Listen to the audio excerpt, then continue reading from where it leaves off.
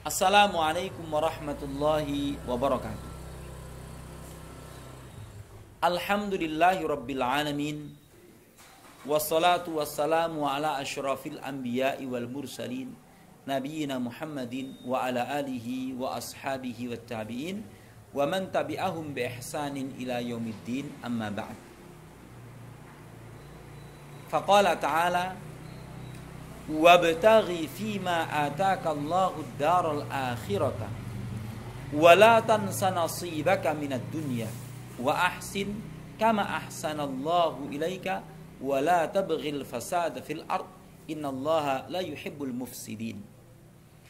Para pemirsa kajian yang Allah muliakan, sekaligus sahabat setia Radio Dakwah Islam yang dimuliakan Allah Ta'ala, dalam kesempatan kali ini di ujung tahun 2022 menuju tahun 2023, kita mengkaji sebuah bab, judulnya adalah Fadluz Zuhdi fid Dunya, keutamaan zuhud di dalam kehidupan dunia, wal iqbali alal akhirah, dan mengarahkan totalitas kehidupan kita itu menuju kemuliaan akhirat.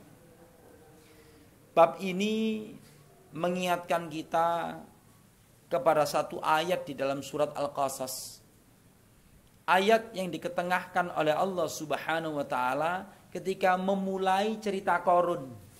Semua kita tahu tentang Qarun, satu di antara umat Nabi Musa yang diuji dengan kemelimpahan materi yang sampai namanya melembaga. Kalau orang menemukan harta di dalam tanah, emas 5 kilo, langsung menyebut ini harta Qarun nih. Allah berfirman, surat Al-Qasas bagian akhir, wabtaghi fima ataka Allahu ad-daral akhirata, carilah dengan apa yang Allah anugerahkan kepadamu kemuliaan negeri akhirat, wala tansa nasibaka minad dunya, tapi jangan lupa kamu memiliki bagian di dalam kehidupan dunia. Kemudian berbuat baiklah kepada orang lain seperti Allah berbuat baik kepadamu. Dan janganlah berbuat kerusakan di muka bumi. Allah tidak senang orang yang berbuat kerusakan. Ujung ayat ini, bagian depannya itu unik. Carilah dengan apapun yang Allah anugerahkan kepadamu kebahagiaan negeri akhirat. Tapi jangan lupa loh, kamu memiliki bagian dari kenikmatan duniawi. Ini prioritas wajah hidup seorang mukmin ini. Stressingnya adalah akhirat itu selama-lamanya, sambil masih sadar bahwasanya saya ini masih di dunia, butuh makan, menghidupi anak istri, butuh kendaraan yang nyaman, rumah yang lapang, supaya nyaman di dalam beribadah kepada Allah Ta'ala. Para pemirsa sekalian, mengenai tema ini saya jadi teringat firman Allah Subhanahu wa Ta'ala, sabda Rasulullah sallallahu alaihi wasallam yang juga termaktub di dalam hadis Arba'in An-Nawawiyah, ketika Nabi Muhammad sallallahu alaihi wasallam bersabda, izhad fid dunya yuhibbukallah, bersikap zuhudlah di dalam kehidupan dunia ini supaya Allah mencintaimu. Wazhad fima fi aidin nas yuhibbukan nas, bersikap zuhudlah, jangan kemaruk dan berharap pemberian orang di dalam kehidupan dunia ini. Bersikap zuhudlah pada apa yang dimiliki orang lain, supaya orang yang berinteraksi dengan Anda itu senang kepada Anda. Para pemirsa sekalian, kita masih mengkaji kitab kekhususan umat Nabi Muhammad sallallahu alaihi wasallam. Bab keutamaan zuhud dan mengarahkan wajah hidup ini untuk meraih kemuliaan negeri akhirat itu dimulai dengan kalimat begini.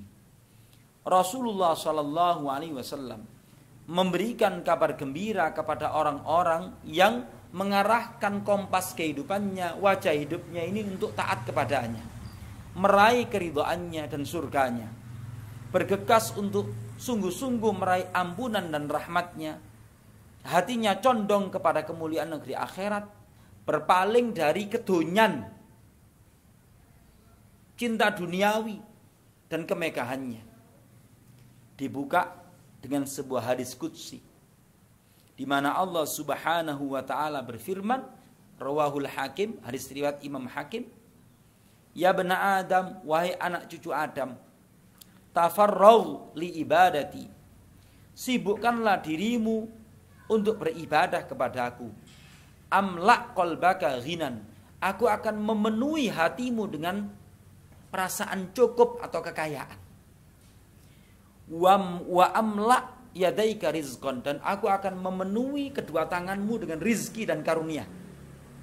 Ya bena Adam, wahai anak cucu Adam, la tuba'id minni, janganlah engkau menjauh dariku. Amla qalbaka faqran, aku akan memenuhi hatimu dengan kefakiran. Wa amla yadaika syulan, dan aku akan memenuhi kedua tanganmu itu dengan kesibukan yang tidak pernah habis. Kurang terus. Ini hadis qudsi. Adapun yang sering kita temui adalah sebuah hadis yang bunyinya begini. Rasulullah sallallahu alaihi wasallam bersabda, diriwayatkan oleh Imam At-Tabarani, Man kanatid dunya niyatahu, siapa yang dunia ini merupakan niatan dia semata-mata, farraqallahu alaihi amrahu, Allah akan mencerai-beraikan urusannya, wa ja'ala faqrahu baina ainaihi, dan Allah akan menjadikan kefakiran itu di depan kelopak matanya. Walam ya'tihi minad dunya, dan tidaklah datang kepadanya dunia illa ma kutiba lahu, kecuali apa yang telah ditetapkan untuk dia. Wa man kanat al-akhirah niyatahu, siapa yang niatnya yang paling inti di dalam hatinya itu adalah kemuliaan akhirat, jama'allahu lahu amrahu, Allah akan menghimpun urusannya. Wa ja'ala ghinahu fi qalbihi, Allah akan menjadikan kekayaan di hatinya. Wa atat dunya wa hiya raghimah, dan dunia akan datang kepadanya dalam keadaan penuh dengan keberuntungan melimpah. Itu riwayat Imam At-Tabarani. Sekarang yang riwayat Imam Tirmidzi, sekaligus penjelasannya, redaksinya hampir mirip. Man kanatil akhiratu hammahu, siapa yang kerisauan hatinya hari demi hari itu adalah kemuliaan akhirat, ja'alallahu ghinahu fi qalbihi, Allah akan menjadikan hatinya itu memiliki perasaan kaya dan cukup. Wa jama'alahu syamlahu, Allah akan menghimpun semua urusannya itu sehingga mudah untuk diatur. Wa atathul dunya wa hiya raghimah, dan dunia akan datang kepadanya dalam keadaan tunduk, hina, dan penuh keberuntungan.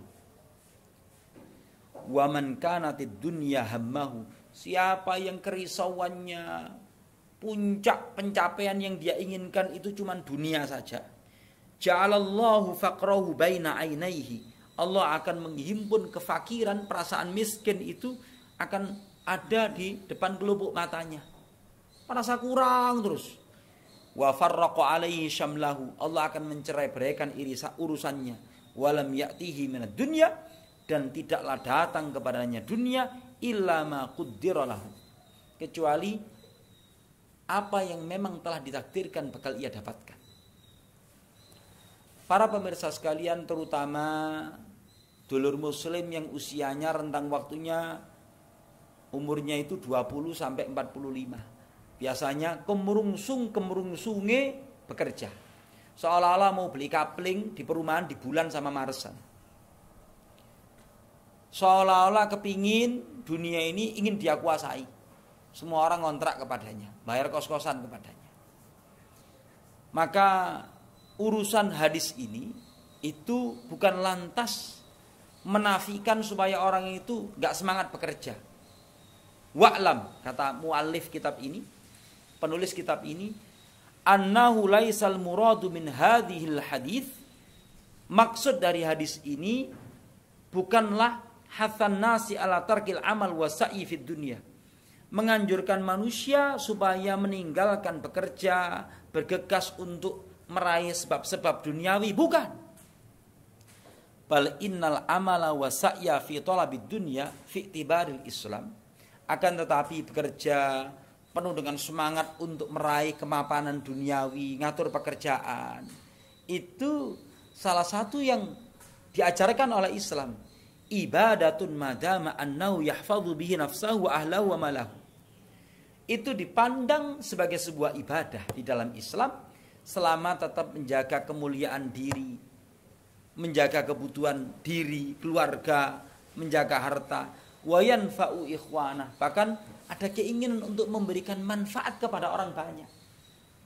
Mungkin yang sudah meraih kemapanan kehidupan, membuka proyek-proyek baru, punya alasan supaya lebih banyak hamba Allah bisa bekerja, supaya lebih banyak kepala keluarga yang bisa mendapatkan manfaat untuk menghidupi pekerjaan, menghidupi anak istrinya. Loh, itu sesuatu yang dianjurkan di dalam Islam.